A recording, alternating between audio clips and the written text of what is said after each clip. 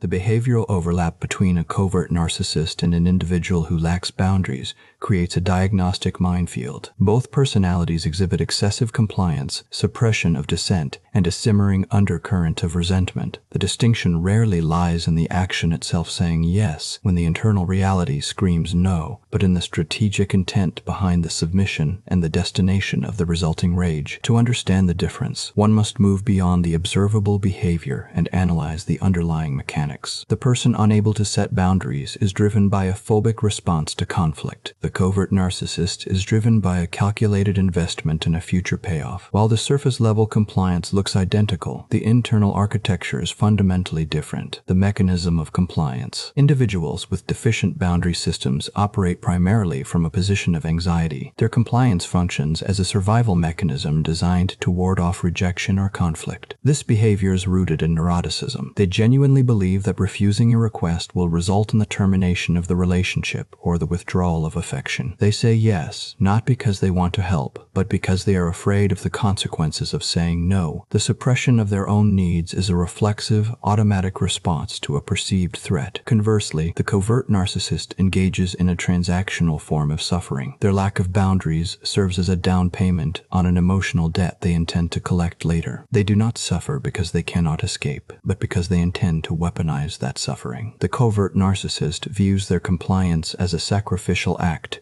that elevates them to a position of moral superiority. By agreeing to things they detest, they create a psychological ledger where they are the creditor and you are the debtor. The motivation here is not fear of abandonment, but the desire for leverage, the invisible contract. The concept of the invisible contract is critical in distinguishing these two archetypes. The covert narcissist operates on a strict set of unspoken terms where every sacrifice demands a return. They do not set boundaries because they need you to violate their limits to justify their resentment. If they set a clear boundary and you respect it, they lose the ability to claim victimhood. They need you to cross the line so they can hold it against you. Their lack of boundaries is actually a trap designed to ensnare you in a web of obligation. A person who simply cannot set boundaries carries no such contract. They do not keep score of their sacrifices in a way that demands repayment. Instead, they often feel a pervasive sense of being indebted to others simply for existing. While they may resent the imposition, they do not view their compliance as a favor you owe them for. They feel trapped by their own inability to speak up, whereas the covert narcissist feels trapped by your failure to intuit their needs. The direction of the expectation is the key differentiator. The covert narcissist expects you to pay for their suffering, while the boundaryless individual expects themselves to endure it. Reaction to release. A reliable method for differentiation lies in the subject's reaction to a release of obligation. Imagine a scenario where someone offers to take over a burden or insists that the individual does not need to attend a stressful event. The person lacking boundaries will typically exhibit visible relief. The anxiety dissipates because the threat of conflict is removed. They may apologize for the inconvenience or express gratitude, but the dominant emotion is the cessation of fear. They are grateful to be let off the hook because they never wanted to be on it in the first place. The covert narcissist often reacts with irritation, dismissal, or insistence. If you attempt to remove their burden, you rob them of their narrative of martyrdom. They require the struggle to validate their self-image